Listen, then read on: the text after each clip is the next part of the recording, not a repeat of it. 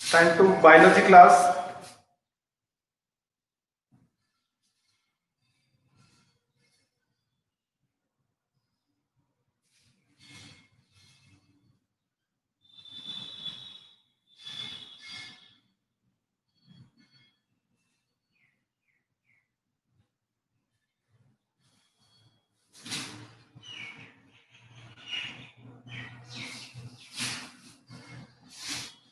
सुमित आज को नया स्टूडेंट बायोलॉजी का, या अपन दो ही हैं फिर वापिस?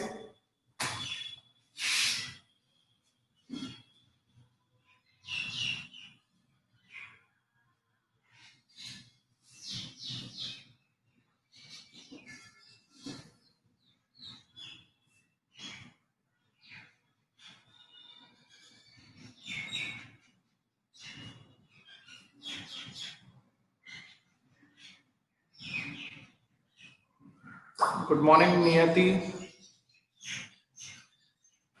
You belongs to what, biology or not?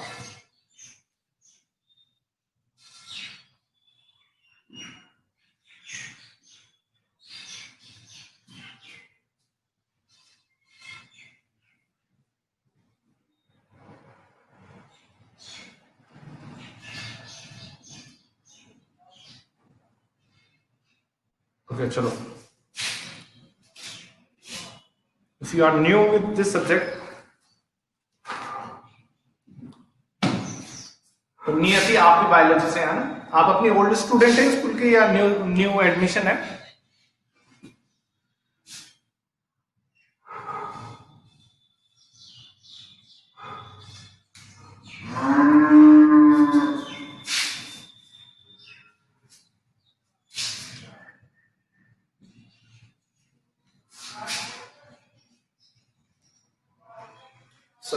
Okay चलो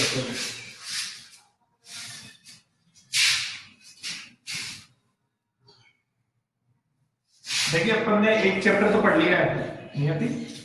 आज मैं सेकंड चैप्टर स्टार्ट कर रहा हूँ, लेकिन उससे पहले मैं थोड़ा सा फर्स्ट चैप्टर के बारे में आइडिया दूंगा यहाँ पे कि हमने फर्स्ट चैप्टर में क्या पढ़ा है। देखिए, बायोलॉजी के जितने भी चैप्टर है एक दूसरे से रिलेटेबल है, ठीक है? हाँ Sumit,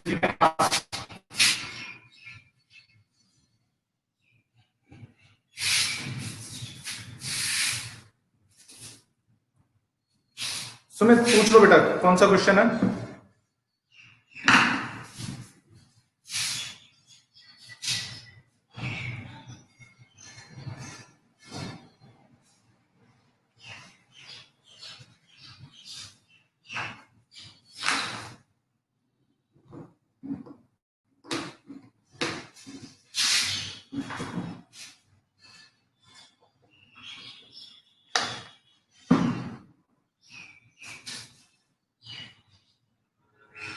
Any three characteristics of living being?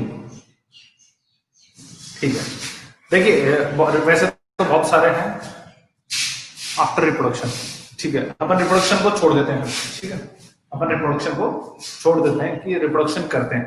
तो जो एक कॉमन चीज जो हर एनिमल पे लागू हो सकती है, हर प्लांट पे लागू हो सकती है कि ये लिविंग बीइंग है या नहीं है, हम लिविंग बीइंग को इंट्रोड्यूस करते हैं, आइडेंटिफाई करते हैं उसकी कॉन्शियसनेस के साथ में, उसके मूवमेंट पे या बहुत सारे। लेकिन कभी भी एक लिविंग बीइंग को एक स्पेसिफिक कैरेक्टर के साथ में आप इंट्रोड्यूस नहीं कर सकते। जैसे अपन ने लास्ट क्लास में पढ़ा था कि है ना, अगर कोई लिविंग बीइंग होगा तो लोकोमोशन करेगा। जो फर्स्ट वर्ड पढ़ा है अपन ने लोकोमोशन, और लोकोमोशन को अपन ने ना नाम बदल के रख सकते हैं, इसको लोकोमोशन ना बोल करके अपन इसको बोलते हैं कि जो भी लिविंग बीइंग होंगे वो मूवमेंट शो करेंगे, ठीक है? पहला कैरेक्टर है। लेकिन जैसे लोकोमोशन तो एनिमल्स तो कर सकते हैं, ठीक है? एनिमल्स तो कर सकते हैं, लेकिन प्लांट्स सिर्फ मूवमेंट कर सकते हैं। इसीलिए इसको ना वर्ड को अपन दोनों चीज मान सकते हैं, ठीक है? लोकोमोशन और मूवमेंट। लेकिन एनिमल मूवमेंट भी कर सकता है, जैसे अपन मूवमेंट कर रहे हैं, ये वाला मूवमेंट है। लेकिन अगर मैं इधर से इधर आ गया, दैट इज लोकोमोशन। लोकोमोशन का मतलब तो चलना होता है, ठीक है? जबकि मूवमेंट का मतलब क्या है?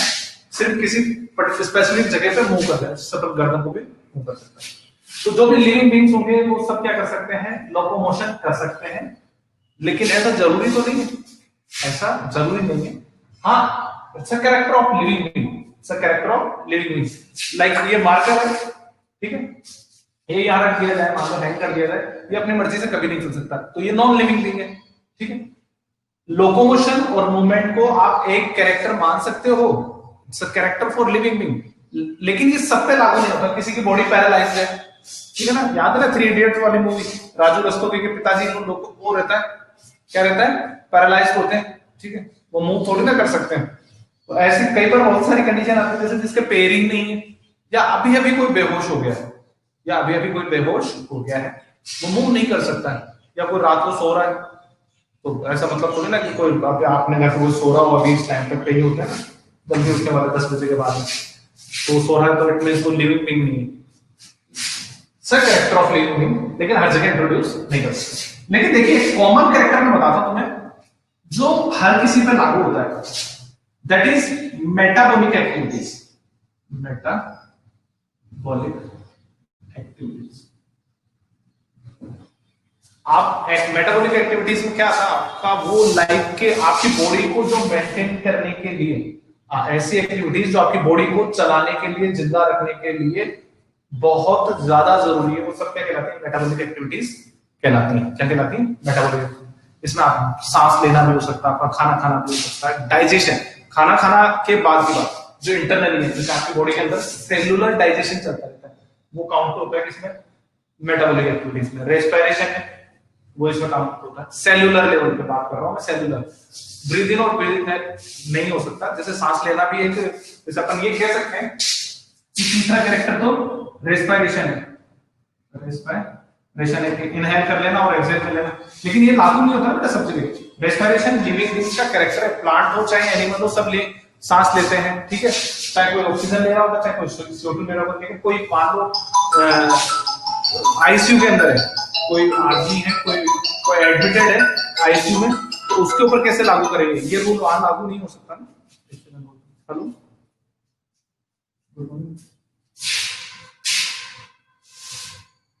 कौन बोल रहा है, आज बेटा 10:30 बजे बाद में क्लास, ठीक है।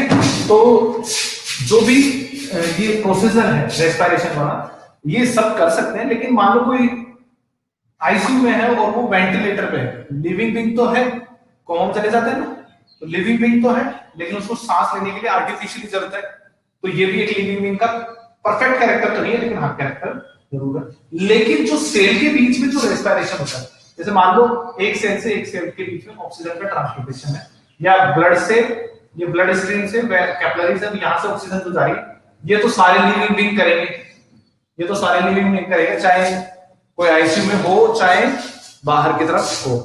तो बहुत सारे हैं, लेकिन जो कॉमन है वो मेटाबॉलिक है। उसके बाद तो बहुत सारे कैरेक्टर है, ग्रोथ है, ग्रोथ सब करते हैं, ग्रोथ सब करते हैं, ग्रोथ सबसे कॉमन है, ग्रोथ सबसे कॉमन एग्जांपल है। जैसे मेटाबॉलिक एक्टिविटीज का मैंने बता दिया, वैसे ग्रोथ भी है, वैसे ग्रोथ भी है। चौथा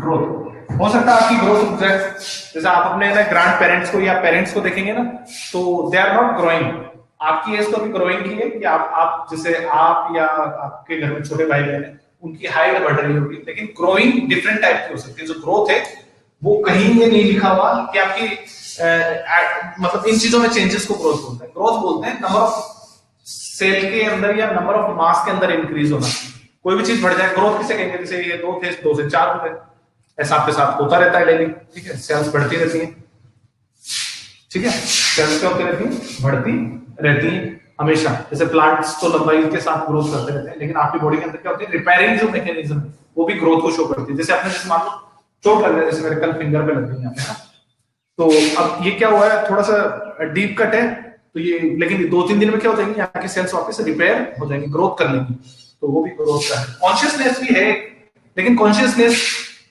सभी पे लागू नहीं होता। कॉन्शियसनेस तो अपन बोलते हैं चेतना अवस्था को, ठीक है ना, लेकिन वहां कोई कोमा वाला रूल लागू नहीं होता, वो फेलियर है। लेकिन जितने भी लिविंग बीइंग्स होते हैं वो सब कॉन्शियस होते हैं, रिस्पॉन्स शो करते हैं ना हर चीज के लिए। तुम्हें कोई आवाज लगाता है तो तुम्हारे, तुम चाहो ना चाहो तुम्हारा फेस अपना उधर घूम जाता है, ठीक है। तो जैसे सुमित का आवाज लगा, सुमित, क्लासरूम में सुमित आगे बैठा था, पीछे से किसी ने आवाज लगा दी, अरे सुमित, सुमित पीछे घूम के देखेगा, हाँ किसने आवाज लगाई, हाँ क्या हो भाई, ठीक है। या जैसे अपने नियति को आवाज लगाई, नियति इधर देखो बोर्ड पे, तो नियति का सारा ध्यान अचानक से किसका आ जाता है, बोर्ड पे आ जाता है। तो दिस इज द वे जहां अपन क्या कर सकते हैं, अपनी को मतलब लिविंग होने को प्रूव कर सकते हैं, अपने लिविंग होने को क्या कर सकते हैं, प्रूव कर सकते हैं। आगे समझ में?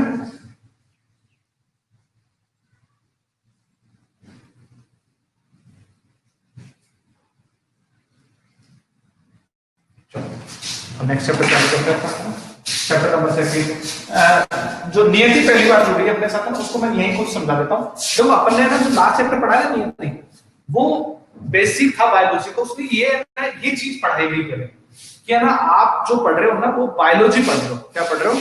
बायोलॉजी। एक वर्ड बनाया है biology, which means science of living things, living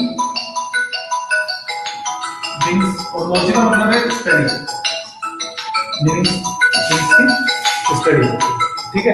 study of living things क्या है? Study of living things. यहाँ पे जो इस चैप्टर में जो पढ़ना है ना अपने को, वो यही है कि यहाँ पे क्या पढ़ते हैं अपन, स्टडी करते हैं किसको? लिविंग थिंग्स को, जिंदा लोगों को। अब इसीलिए मुझे जिंदा लोगों की आइडेंटिफिकेशन पता करना बहुत जरूरी थी। तो मैंने कुछ पॉइंट्स बना लिए 6-7, जिसके बेस पे मैं क्या कर सकता हूँ, बोल सकता हूँ हाँ ये दिस मैन इज लिविंग। या फिर ये बोल सकते हैं कि जैसे ये वाटर बॉटल है, it's a non living thing. Why it is non living thing? Because it cannot show movement और locomotion, it does not have any kind of metabolic activities, it do not respire. और ये जब मैं लेके आया था ना तब भी इतनी थी, आज भी इतनी है। तो it is not showing growth. There are so many steps by which we can explain and living being और नॉन लिविंग बीइंग। जैसे ये रिप्रोडक्शन भी नहीं कर सकती, इसके मैंने आज तक कभी छोटे बच्चे नहीं देखे, ना अंडे देती है ना बच्चे पैदा करती है। तो ये कुछ बेस बना लिया हमने किसी लिविंग बीइंग्स को पढ़ने का, ठीक है। आज जो पढ़ रहे हैं ना वो एक सेकंड स्टेप है। हमने लास्ट चैप्टर में एक टॉपिक कवर किया by which we explain classification. और क्लासिफिकेशन की डेफिनेशन है ना, सुमित को बहुत अच्छी आती है, सुमित बताया बेटा। सुमित एक तो टैक्सोनॉमी की डेफिनेशन बताओ और एक क्लासिफिकेशन की वो बताओ डेफिनेशन, है ना। तो फिर मैं एक्सप्लेन करता हूँ, नियति को भी समझाते हैं। नियति आज ही आई है ना अपने साथ में, तो नियति को भी एक्सप्लेन करते हैं। वाह, किसे अपन क्लासिफिकेशन बोलते हैं और किसे अपन वो बोलते हैं टैक्सो क्लासिफिकेशन ऑफ टैक्सा। और टैक्सोनॉमी किसे बोलते हैं?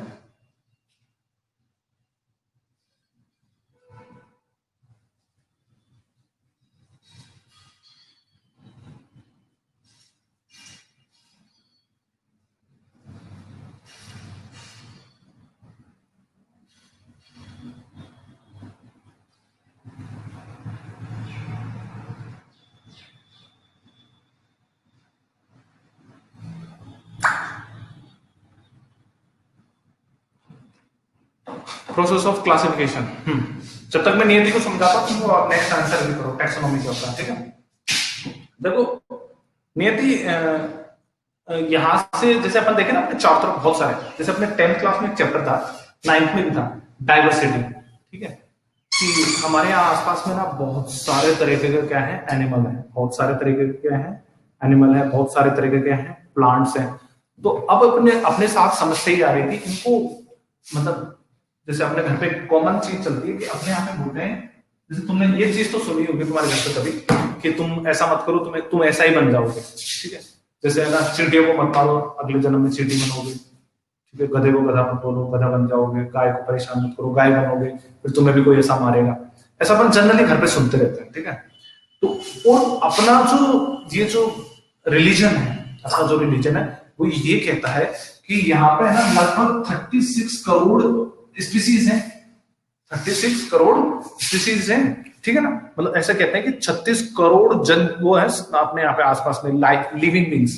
उसका कुछ 5% अपन ने तब इंट्रोड्यूस किया था, तो पता भी नहीं, अपन ने 5% भी खोजा है। वो 36 करोड़ में से 1 लाख भी हमारे पास में अभी तक स्पीसीज के बारे में अवेयरनेस नहीं है। और जो कि अपने तो बहुत पहले बताया गया कि 36 करोड़ योनियां बनी हुई हैं जहां से आपको गुजरना है, ठीक है। हाँ, विच वी मेक स्टडी, ठीक है। तो हमने क्या किया, इतने सारे जो एनिमल्स थे, प्लांट्स थे, इन्हें पढ़ना थोड़ा मुश्किल हो रहा था, ठीक है ना, इन्हें थोड़ा समझना मुश्किल हो रहा था, याद करना बहुत मुश्किल था, कैसे याद करें। तो हमने एक वर्ड बना दिया, क्लासिफिकेशन। क्लासिफिकेशन एक वर्ड इंट्रोड्यूस कर दिया। तो जैसा कि सुमित बता रहा है, क्लासिफिकेशन क्या करता है, क्लासिफाई कर देता है किसी चीज को। जैसे अपने क्या होती है, डिफरेंट डिफरेंट क्लास होती है क्या अपने स्कूल में। जैसे जैसे आप 12th 11th में आ गए, ठीक है, आपकी जो सीनियर है वो कौन सी में है, 12th में है। अब 12th तो बहुत सारी होती है, 11th और 12th तो 3 सब्जेक्ट्स की हैं, ठीक है, अलग अलग। देखो आर्ट्स, जैसे ह्यूमैनिटीज बोलते हैं, अपनी वाली है साइंस, फिर कॉमर्स, ठीक है। तो ऐसा बहुत सारे सब्जेक्ट हो गए। अब साइंस में भी बात करें तो साइंस में बहुत सारे सब्जेक्ट होते हैं, जैसे केमिस्ट्री अलग होती है, लेकिन मोटा मोटा भी अगर डिवाइड कर सकते हैं तो ऐसे बोल सकते हैं ये मैथ्स के स्टूडेंट हैं और ये बायोलॉजी के स्टूडेंट्स, ठीक है। तो इस तरीके से हम क्या करते हैं, एक क्लास को भी और क्लासिफाई कर देते हैं। इससे स्कूल को मैनेज करना आसान हो जाता है, इससे स्कूल को मैनेज करना आसान होता है। जैसे मान लो 10th क्लास में 100 बच्चे हो गए, ठीक है, एक क्लास में तो बैठ नहीं सकते, तो अपन क्या करते हैं, इसके 2 सेक्शन बना देते हैं, सेक्शन ए सेक्शन बी। बच्चे 10th के ही, सेक्शन ए और सेक्शन बी। इसी तरीके से अपन क्या करते हैं, स्टेप वाइज डिवाइड करते हैं, इतने लिविंग थिंग्स को क्या कर लेते हैं, ठीक है, डिवाइड करते हैं। पीसीएमबी प्रोसेस की तरह, ठीक है। और आर्ट्स में तो दुनिया भर के सब्जेक्ट भरे पड़े हैं। इन्हीं चीजों को ऐसे डिफरेंट डिफरेंट क्लासेस में डिवाइड करना, प्लांट्स को और एनिमल्स को स्टडी के लिए अलग अलग क्लासेस में डिवाइड कर देना, क्या कहलाता है, क्लासिफिकेशन कहलाता है। जैसे अपने अपन मैमल है, ये तो पढ़ा हुआ है, ह्यूमन बींग्स है, मैमल्स है, गाय भैंस भेड़ बकरी, ये सब ह्यूमन बींग। आर्थ्रोपोडा होते हैं। तो बहुत सारी क्लासें बना रखी है अपने। प्लांट्स में भी ऐसे बना लेते हैं, एंजियोस्पर्म, जिम्नोस्पर्म, कुछ में सीड्स होते हैं, कुछ में सीड्स के ऊपर कवर होता है, कुछ में होता है मोनोकोटिलेडोन, डाइकोटिलेडोन, जिसमें सीड में दो सेल डिवाइड हो सकती हैं, डाई और एक होती है तो मोनो। ऐसे बहुत सारी क्लासेस बना ली और इनको ऐसे डिवाइड करना ही क्या कहलाता है, क्लासिफिकेशन कहलाते हैं। क्या कहलाते हैं, क्लासिफिकेशन कहलाता है। और हमने ना टैक्सोनॉमी एक वर्ड और पढ़ा है, हमने टैक्सोनॉमी में पढ़ा है कि क्या होती है क्लासिफिकेशन। तो जनरल चीज है, फिर और डिवीजन हो जाता है। जैसे 11th क्लास को बना दिया क्लासिफिकेशन, लेकिन 11th में 3 सब्जेक्ट है, चलो वो भी हम क्लासिफिकेशन से। लेकिन अब तो साइंस में भी 2 सब्जेक्ट है, मैथ और बायो, अब क्या करें। तो ऐसे क्या कर सकते हैं, और डिवाइड कर सकते हैं। साइंस में भी कम से कम 15 से ज्यादा सब्जेक्ट तो साइंस के हैं, 15 सब्जेक्ट की स्टडी करते हैं। एग्रीकल्चर मेजर सब्जेक्ट है साइंस का ना, ऐसे तो बहुत सारे स्टेप्स में फॉलो करते हैं। इन स्टेप्स को हमने टैक्सा नाम दे दिया। हमने क्या नाम दिया, टैक्सा। बहुत सारे टैक्सास है हमारे पास, फाइलम है, क्लास है, ऑर्डर है, फैमिली है, जीनस है, स्पीसीज है, किंगडम है। इन सबको इसमें डिवाइड करते जाना on the basis of their similarity dissimilarity. जैसे पानी में रहने वाले को अपन ने फिशेस बोलते हैं, एक एग्जांपल है, ठीक है ना, पानी में रहने वालों को हमने फिशेस बोलते हैं। तो ये सिमिलरिटी हो गई। अब हम सिमिलरिटी देखेंगे कि जो एक दूसरे से मिलते हैं, और डिसिमिलरिटी का मतलब ये हो गया जो पानी पे रहते हैं और जो जमीन पे रहते हैं। तो एक एनिमल जो पानी पे रहता है नहीं रहता है तो डिसिमिलर हो गया, तो उसको दूसरे ग्रुप में डालते हैं। इस तरीके से हम क्या करते हैं, अलग अलग स्टेप्स में इनको क्या कर सकते हैं, क्लासिफाई कर सकते हैं, ठीक है ना। बाकी थोड़ा डिटेल में पढ़ाएंगे, कभी क्लास में बैठेंगे ना तो रिवाइज करवा देंगे। इतना बड़ा सिलेबस है नहीं हमारा। इतना समझ में आया क्या नाम है, नियति, कि अपन क्या पढ़ रहे हैं, क्या समझना चाह रहे हैं।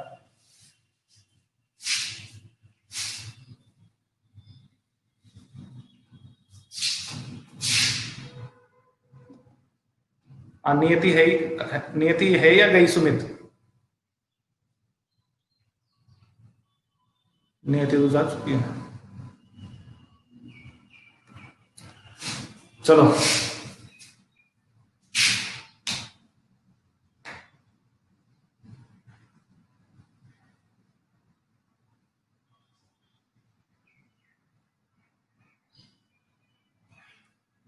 सुमित, नियति के पास बायोलॉजी है या नहीं है, ये तो बताओ पहले।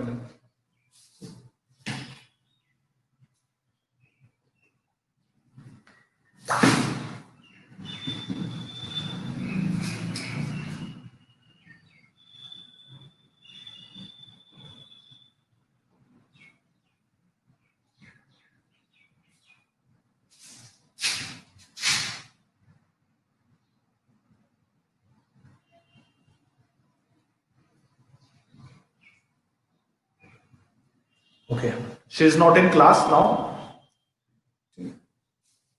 चल तो अपन अपन आज मेरा विचार था कि अपन थोड़ा सा क्या करते हैं, लास्ट जो चैप्टर था ना उसका एक शॉर्ट टेस्ट लेंगे हम, है ना।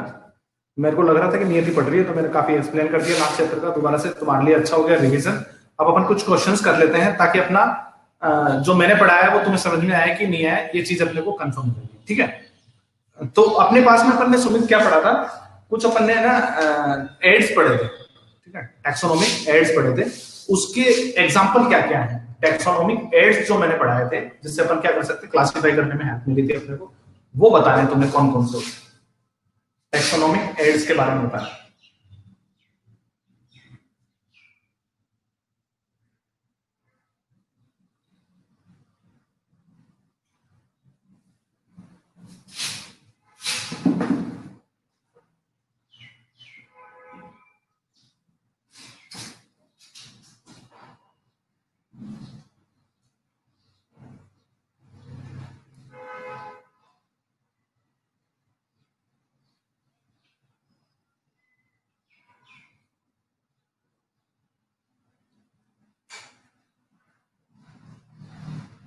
हाँ, ये बिल्कुल सही है। हर्बेरियम, हर्बेरियम वर्ड है ना, बॉटनिकल गार्डन, जूलॉजिकल पार्क, ये तो समझ में आ गए होंगे, बहुत कोई बड़ा वर्ड नहीं था।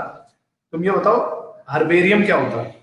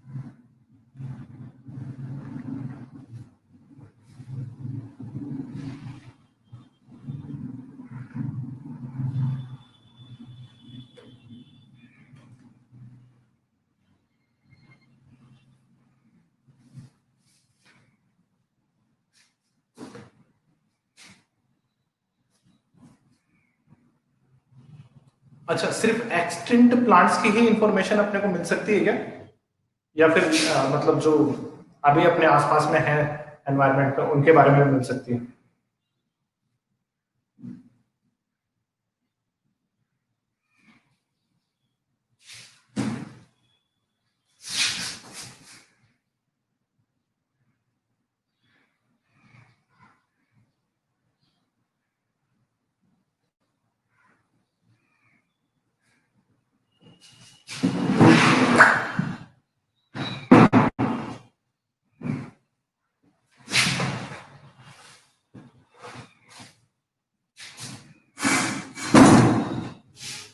ठीक है, चलो गुड। अच्छा, म्यूजियम क्या फायदा कर सकता है मेरा, म्यूजियम जो मैंने वर्ड बताया था कि म्यूजियम भी एक एग्जांपल है इस चीज का, तो म्यूजियम से अपने को क्या फायदा होगा।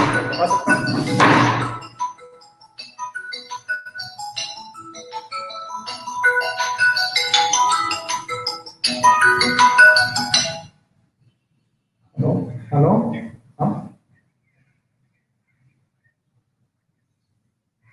काय का कोप का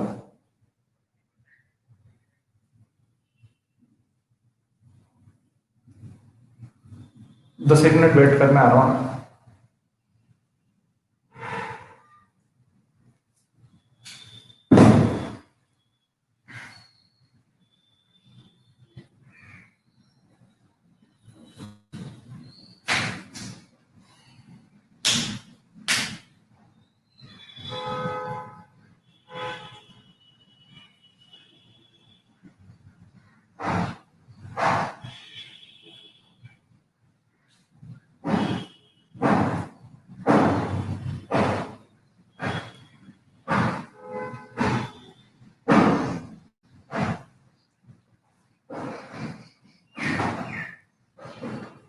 ओके, नहीं तो ये मुझे क्या यूजफुल है, मेरे लिए क्या यूजफुल है, why we call it is a taxonomic aid, we are calling what we are studying taxonomic acts like herbarium, botanical garden, zoological parks, and one of them is museum. I know that how zoological park and plants are helping us. ठीक है कि botanical garden में we have planted the same species planted plants by which we can study because they are helpful for study their structure and the DNA. How how it can be possible कि that we relied study okay चलो ठीक है good. एक word था मेरे पास में zoological park. ठीक है तो जूलॉजिकल पार्क है ना वो नेचुरली बना होता है या बाद में बनाया जाता है? जूलॉजिकल पार्क नेचुरली मेड है या मैन मेड है?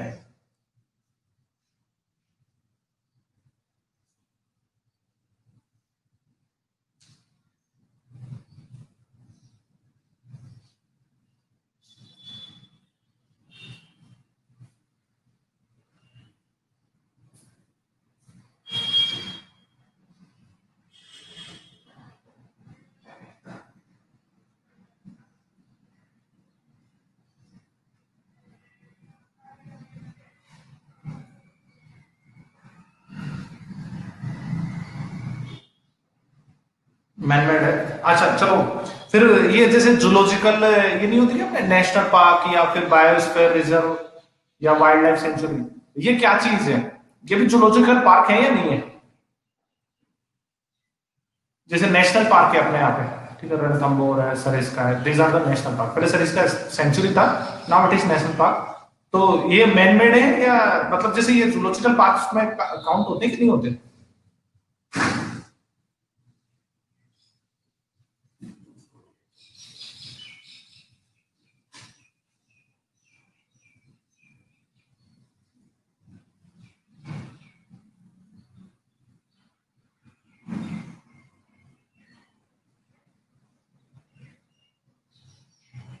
अगर मैं कहूँ नहीं होते फिर नेक्स्ट अपने जूलॉजिकल पार्क अपने को बनाने पड़ते हैं लेकिन वो नहीं काउंट होते.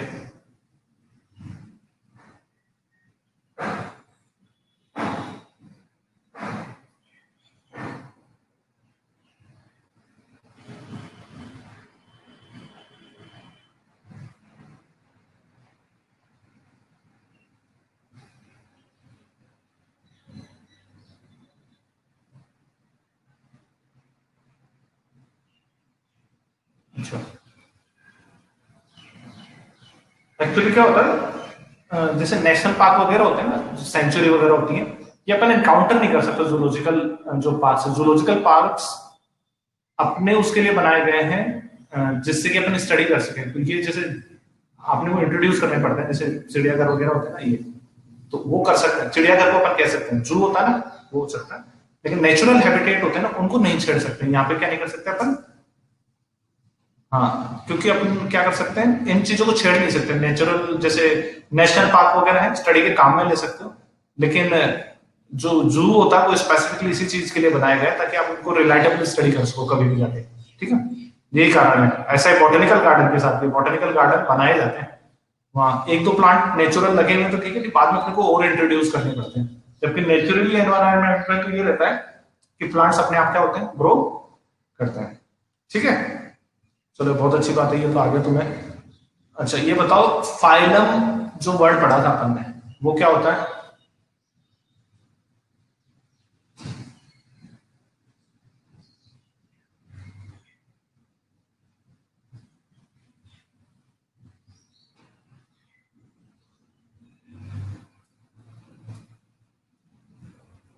हाँ बायोस्फीयर रिजर्व और टिपिकल रिसर्च इंस्टीट्यूट हो गया एक तरीके में. 10th क्लास में था ना हमारे पास में एक चैप्टर ऐसा.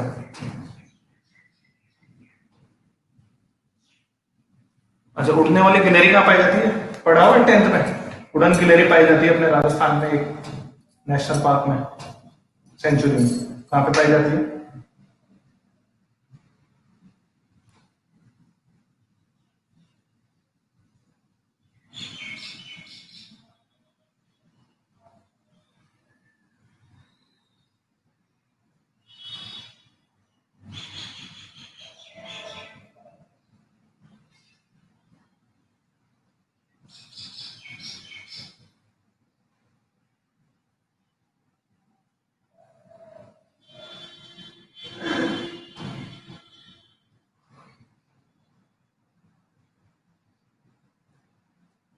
क्वेश्चन समझ में आया सुमित? जो उड़ने वाली गिलहरियां वो कहां पाई जाती है अपने राजस्थान में?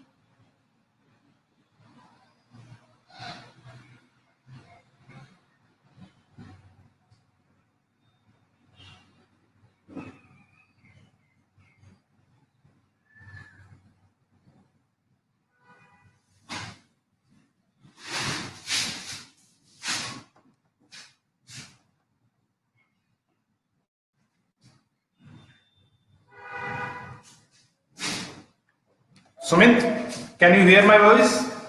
वॉइस आ रही है? वॉइस आ रही है तो थंब भेज दो।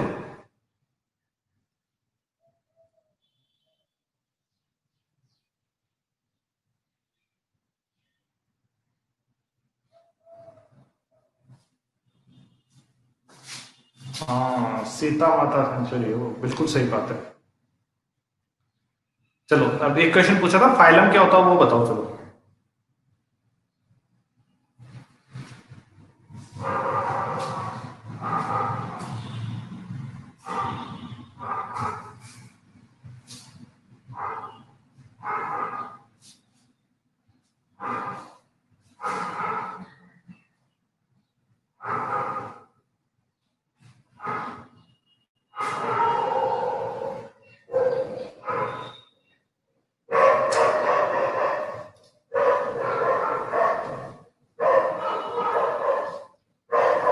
नहीं, डेफिनेशन बताओ, दिस इज द एग्जाम्पल।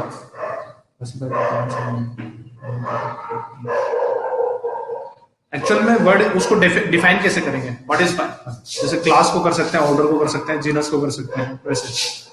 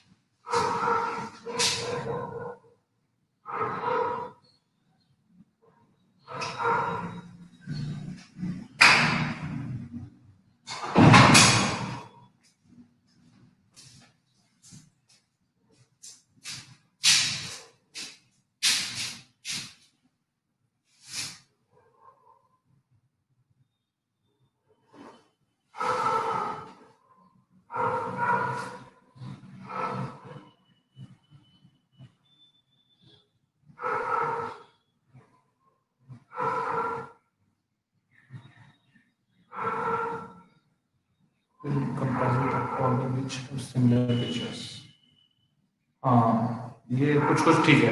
चलो बढ़िया है। चलो, जो एक क्वेश्चन, अच्छा कोई भी एक एनिमल या प्लांट का नाम बताओ जो जूलॉजिकल या साइंटिफिक नेम, बॉटनिकल या जूलॉजिकल नेम होता है किसी भी एक एनिमल या प्लांट।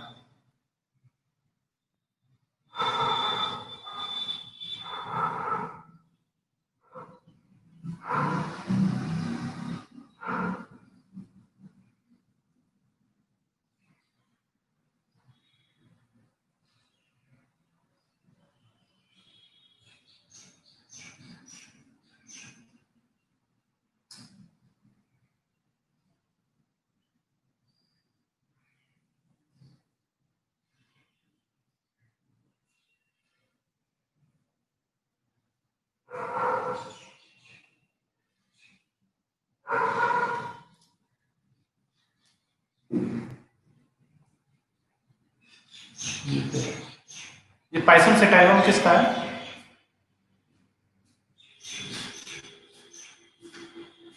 और इसमें पाइसम क्या है और सेटाइवम क्या है?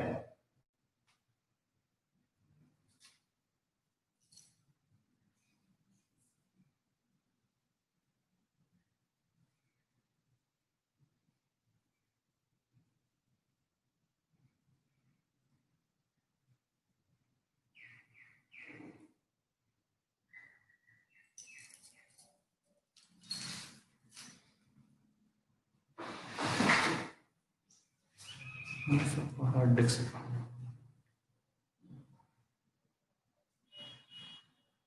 ठीक है, ये मुसाबारा वाला किसका है, केले का?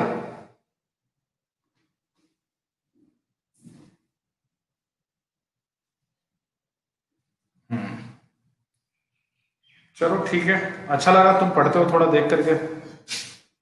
ये चीजें काफी वो रहती हैं, फ्रूटफुल रहती हैं क्लास को पॉजिटिव बनाने के लिए, पॉजिटिव वाइब्स के लिए। चलो अपन नेक्स्ट क्लास में मिलते हैं फिर, है ना, नए चैप्टर के साथ में। ठीक है, okay, good bye.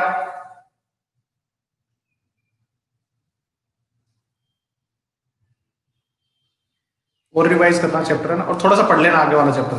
That's not important कि थोड़े वाला नेक्स्ट वाला जो चैप्टर है ना, उसे थोड़ा सा रिवाइज करना, पढ़ना उसे, है ना।